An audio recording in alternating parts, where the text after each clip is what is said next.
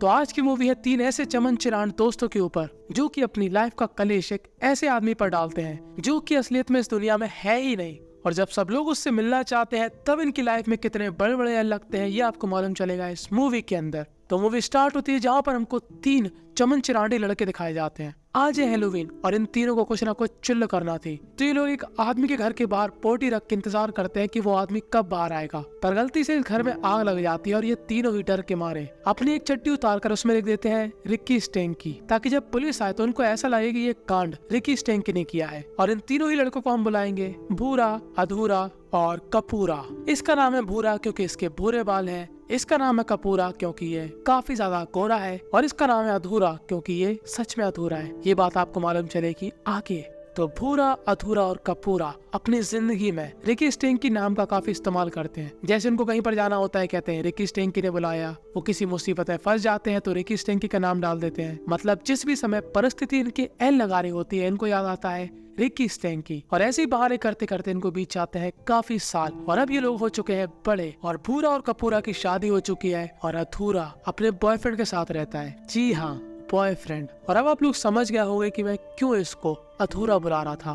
खैर आज यहाँ पर होती है इनके बच्चों की एक पार्टी जिनको ये लोग अटेंड नहीं करना चाहते, इसलिए ये लोग एक प्लान बनाते हैं। यहाँ पर एक फेक कॉल आता है, कपूरा उस कॉल को उठाता है और कपूरा कहता है क्या रिकी का कैंसर बढ़ चुका है और उसके औजार को सपोर्ट देने वाली दूसरी गेंद भी हटाना पड़ेगी, सच में? और ये बात सुनकर कपूरा की बीवी वो काफी सरप्राइज हो जाती है, और साथ ही साथ सरप्राइज हो जाती है भूरा की बीवी। और हमारे भूरा और कपूरा इस बहाने को लेकर यहाँ से निकल जाते हैं क्योंकि उनकी बीवी ने ही जाने की परमिशन दी है। असल मायने में देखा जाए तो यहाँ पर बजना चाहिए मैं गिरा होया बंदा जमानी चबलिए। खैर हमको दिखाया जाता है अधूरा। तो जिस प्रकार कपूर और भूरे को पसंद है अपने बीवी के हाथ पकड़ना, वैसे ही हमारे अधूरे को पसंद है अपने बॉयफ्रेंड का एल पकड़ने में। तो देखो अधूरा कहने को अधूरा है पर वो थोड़ा बहुत अच्छा इंसान होता है। वो इन लोगों को समझाता है क्यों पड़ी लकड़ी ले रहे हो, अपनी बीवियों को सच बताने में तुमको क्या परेशानी है। तो यहाँ पर भूरा कहता है ज्यादा ज्ञान मत मूत, हम लोग जा रहे हैं पार्टी करने और बात सिर्फ पार्टी की होगी। और अब ये दोनों ही अपनी बीवी से झूठ बोलकर और साथ ही साथ हमारा अधूरा अपने बॉयफ्रेंड से झूठ बोलकर यहाँ पर करते हैं दम से एंजॉय। कि तभी यहाँ पर आता है एक आदमी जिसको हम बुलाएंगे मुस्टंडा, जो कि हमारा जॉन सीना। तो मुस्टंडा इन तीनों को बताता है कि वो है एक एक्टर पर फ्लॉप, और वो अपना पेट पालने के लिए यहाँ पर एक फनी शो करता है, और उस फनी शो की थीम है अपने हाथों से अपना जनरेटर चलाना, जिसको हम लोग बोलते हैं हंटेला चलाना। तो हंटेला चलाना क्या होता है वो हमारी ऑडियंस को मालूम है, और जिसको नहीं मालूम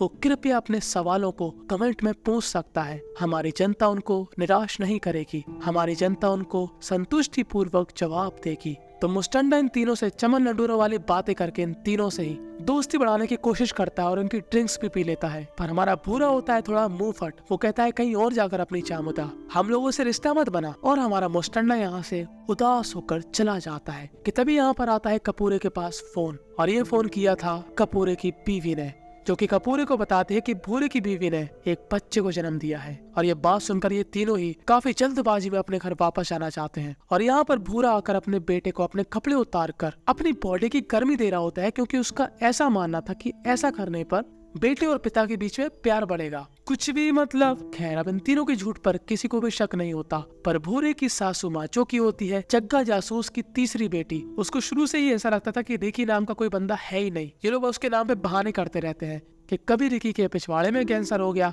कभी रिकी की गेंदों में कैंसर हो गया। और अब भूरे की सासू माँ यही चाहती है कि वो उनको रिकी से मिलवाए। किस दिन? जिस दिन उसके बेटे का खतना होगा। जी हाँ, खतना। जिन लोगों को ये वर्ड नहीं मालूम, हमारे मुस्लिम भाई उनको ये वर्ड का मीनिंग समझा देंगे। और ये जो आप अधूरे के बगल में आदमी देख रहे हो, यही होता है इसका बॉयफ्रेंड। और इसी के साथ हमारा अधूरा डांडिया खेलता है। और अब ये तीनों बाहर आते हैं और इनको समझ में नहीं आता कि ये फैले हुए रायते को अब कैसे समेटेंगे। ये लोग तो पीछे ही पड़ गए कि इनको रिकी से मिलना ही है। तभी हमारे कपूरे को आता है एक आइडिया। उसके मन में विचार आता है मुस्टंडे का, जो कि उनसे पार्टी में मिला था। मुस्टंडे ने कपूरे को अपना नंबर भी दे दिया था, और ये लोग प्लान बनाते हैं कि ये लोग मुस्टंडे को रिकी स्टेंकी बोल के इन सब से मिलवाएंगे और अपने इस रिकी स्टेंकी के झूठ को जिंदगी भर चलाएंगे। और जब ये लोग हमारे मुस्टंडे को फोन लगाते हैं तब हम लोग क्या देखते हैं कि मुस्टंडे की हालत काफी खराब है, क्योंकि उसको एक चीज की लत है जो कि शराब है। और जब कपूरा मुस्टंडे को सारी बात बताता है कि उसको एक्टिंग करना है रिकी स्टेंकी की, तब हमारा मुस्टंडा काफी खुश होता है, क्योंकि फाइनली उसको काम मिलने वाला है। और जब ये तीनों ही मुस्टंडे को लेने एयरपोर्ट जाते हैं तब हम लोग क्या देखते हैं कि मुस्टंडे की शक्ल सिलोचन पीने वाले कमलेश की तरह लग रही थी। पर मुस्टंडे की इस हालत के पीछे का रीजन था कि उसने शराब छोड़ दी है क्योंकि वो अपने इस रोल को काफी अच्छे तरीके से करना चाहता है। तो हमारा अधूरा मुस्टंडे को ले जाता है अपने घर ताकि वो उसको मस्त तरीके से तैयार वैयार करके उस पार्टी में ले आए जहाँ पर भूरे के बेटे का खतना होने वाला है और उसके बेटे के पप्पू का थोड़ा भाग उसकी बॉडी से हटने वाला है। और यहाँ पर मुस्टंडे को क्या मालूम चलता है कि जो हमारा अधूरा है वो होता है नल्ला बेरोजगार। वो सिर्फ अपने बॉयफ्रेंड के पैसों पर ऐश करता है क्योंकि उसका शौक है लिखना, पर किसी को घंटा फर्क नहीं पड़ता कि वो क्या लिखता है क्योंकि उसकी कहानियां एकदम बकवास होती है। और जब यहाँ पर आता है हमारा मुस्टंडा रिकी स्टेंकी बनकर, तब वो यहाँ पर पूरी तरीके से छा जाता है और वो पहले ही बार में इन सभी को बहुत ही बेहतरीन तरीके से भा जाता है। सब लोग हमारे मुस्टंडे की चिकनी चुपड़ी बातों को सुनकर उस पर फिदा हो गए थे कि तभी यहाँ पर आता है कपूरे और भूरे का बॉस जो कि चलाता है एक फाइनेंस कंपनी और उसकी यहाँ पर बहस हो जाती है मुस्टंडे से। अब यहाँ पर होना कुछ ऐसा था कि ये जो बॉस है मुस्टंडे के मुंह पर जोर से जूता मारे, पर होता है इसका उल्टा। दरअसल इस बॉस को पसंद था कि उसके साथ इंसान बहस करे और अगर वो गलत है तो उसको गलत साबित करे कि तभी कपूरा मुस्टंडे को यहाँ से ले जाता है और मुस्टंडा खड़ा हो जाता है इस आदमी के पास जिसके साथ हमारा अधूरा डांडिया खेला करता था, जो कि मुस्टंडे से यही कहता है कि मैं कपूरे से काफी प्यार करता हूँ, बस मुझको एक चीज की दिक्कत है कि ये साला चमन जिगा कोई काम धंधा करता नहीं है, बस मेरे ही टुकड़ों पे पलता है, मेरा ही खाता है, मेरा ही गाता है और मेरे ही बेड पर उछलता है। और अब थोड़े समय बाद वो घड़ी आ चुकी है जिसके लिए ये सभी लोग यहाँ पर इकट्ठा हुए, जहाँ पर ये पादरी करने वाला है इस बच्चे के साथ खच खच। पर इस पादरी को यहाँ पर आ जाते हैं चक्कर क्योंकि इस पादरी ने गलती से कोई भांग धतूरे वाली गोली खा ली है। तब ये सभी लोग परेशान है कि ये काम कौन करेगा। पर जब भी होता है मुश्किल वक्त मुस्टंडा अपने आप सामने आ जाता और वो इस बच्चे से कहता है ऊपर देखो सोन चिरैया, और वो नीचे से कर देता है खच। और सभी लोग ये देख कर एकदम से सरप्राइज हो जाते हैं कि वाह, रिकी को तो सब पता है। और ये प्रोग्राम खत्म होने के बाद बाकी लोगों की तरह ये तीनों भी मुस्टंडे के फैन बन चुके थे। वो लोग कह रहे थे कि आज तूने एक ऐसा कारनामा कर दिया है जिसने हमारी जिंदगी सेव कर दी है, और कपूरा उसको थोड़े एक्स्ट्रा पैसे देता है और हमारा मुस्टंडा यहाँ से चला जाता है। और ये तीनों ही बार में बैठकर मुस्टंडे के तारीफों के फूल बांध रहे थे, पर इनकी खुशियों के ऐन लगने वाले थे क्योंकि अगले दिन जैसे ही ये लोग ऑफिस जाते हैं इनको इनके बॉस के जरिए क्या मालूम चलता है कि इनके बॉस ने रिकी को जॉब पर रख लिया है, जो कि है मुस्टंडा। दरअसल उस पार्टी में इन दोनों के ही बॉस ने रिकी से अकेले में बात करी थी, जहाँ पर रिकी ने बॉस को अपना नंबर दे दिया था। और अब थोड़ी देर बाद यहाँ पर आता है रिकी, और ये दोनों ही रिकी को देखकर काफी ज्यादा जेलस महसूस कर रहे थे क्योंकि अब रिकी को इनके बराबर की सैलरी मिलने वाली थी। और इन दोनों को साथ ही साथ डर था कि कहीं और लोगों को मालूम न चल जाए कि रिकी स्टेंग की दरअसल मुस्टंडा है। और भूरा और कपूरा डिसाइड करते हैं कि वो लोग किसी भी हाल में मुस्टंडे के पिछवाड़े में डंडे पड़वाकर इस कंपनी से बाहर निकलवा देंगे। पर मुस्टंडा ठहरा हमारा एक्टर। उससे जब बॉस पूछता है कि अपनी कंपनी को ग्रो करने के लिए हम लोग और क्या कर सकते हैं, तो मुस्टंडा गरीबों वाली बात करता है कि हमें गरीबों की मदद करनी चाहिए और हमें अपना बेनिफिट ना सोचकर दूसरों को भी सुविधा देनी चाहिए। और बॉस को ये बात काफी पसंद आती है और हमारे कपूरे और भूरे की चल के ज्वालामुखी हो जाती है। और जब भूरे और कपूरे काफी गुस्से में मुस्टंडे से मिलने जाते हैं तब मुस्टंडा उनको दिखाता है उनके बॉस की स्पीच। वो कहता है कि हमारे बॉस जब स्पीच देते हैं तब ऐसा लगता है कि वो हवा में किसी को बीजे दे रहे हैं। अब जिनको भी बीजे का फुल फॉर्म नहीं मालूम तो वो लोग सिंपली कमेंट में पूछ सकते हैं, पर फिर भी मैं तुमको थोड़ा बहुत समझा देता हूँ। बीजे माने अपने मुंह से किसी चीज को अंदर लेना और फिर बाहर करना और फिर अंदर लेना। अरे बस कर भाई। ओके।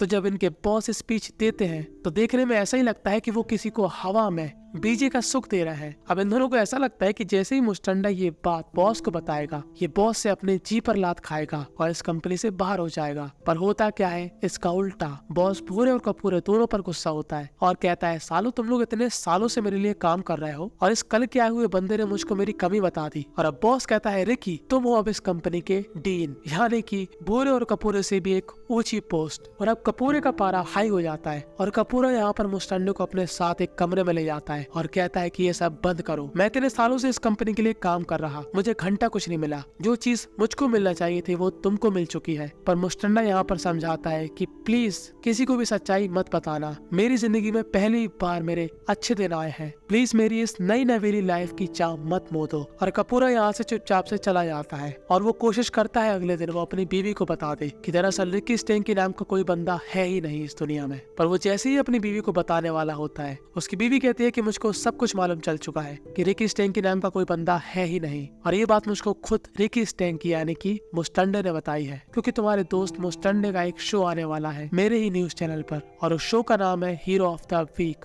अब आज दोपहर में थी इनकी कंपनी की एक काफी बड़ी मीटिंग, और यहाँ पर हमारा कपूरा सबके सामने आकर कह देता है कि रिकी स्टेंकी नाम का कोई बंदा है ही नहीं, वो आदमी दरअसल है मुस्टंडा। और ये बात सुनकर कपूरे का बॉस काफी गुस्से में आ जाता है, क्योंकि कपूरे को यही वक्त मिला था हरिश्चंद्र की औलाद बनने का, और वो कपूरे को कंपनी से बाहर निकाल देता है कि तभी इस प्रोजेक्टर पर चलता है एक इंटरव्यू, और वो इंटरव्यू था मुस्टंडे का, और इस शो का नाम था हीरो ऑफ द वीक, जहाँ पर मुस्टंडा बताता है कि मेरी लाइफ काफी खराब थी, मुझे हर समय पीनी शराब थी, कि तभी मेरी मुलाकात हुई 3 अच्छे बंदों से, भूरा, कपूरा और अधूरा। इन तीनों ने ही मुझको काम दिया, इनके परिवार ने मुझको मान सम्मान दिया, और इन दोनों के ही बॉस ने मुझको काम दिया। मैं वैसे तो हूँ काफी लीचड़, पर मैं नहीं चाहता कि मेरी वजह से भूरे और कपूरे के ऊपर उछले कीचड़, इसीलिए मैं शो पर आया और अपनी असलियत से सबको रूबरू कराया। और मुस्टंडे के इस इंटरव्यू को देखकर यहाँ पर जितने भी लोग आए थे वो काफी खुश होते हैं, और इनमें से कपूरा जिस कंपनी में काम करता था उस कंपनी के इन्वेस्टर भी आए हुए थे, वो लोग भी यहाँ पर काफी खुश होते हैं, और वो लोग भूरे के बॉस से डील करने के लिए तैयार हो जाते हैं।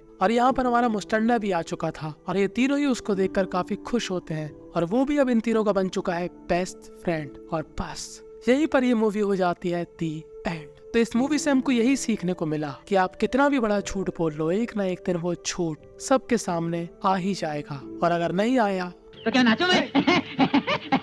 खैर, मैं आपसे पूछना चाहता हूँ एक सवाल, इन चारों में से आपको किसका पार्टनर सबसे अच्छा लगा? देखो यहाँ पर मैंने अधूरे को भी रखा है, क्योंकि यार ऐसे लोगों को भी जीने का अधिकार है। और रही बात मेरी पसंद की, तो मेरी पसंद है ये वाली महिला, और उसका रीजन है red colour plus white colour is equal to. समझने वाले समझ गए होंगे, और जो नहीं समझे वो लोग देखे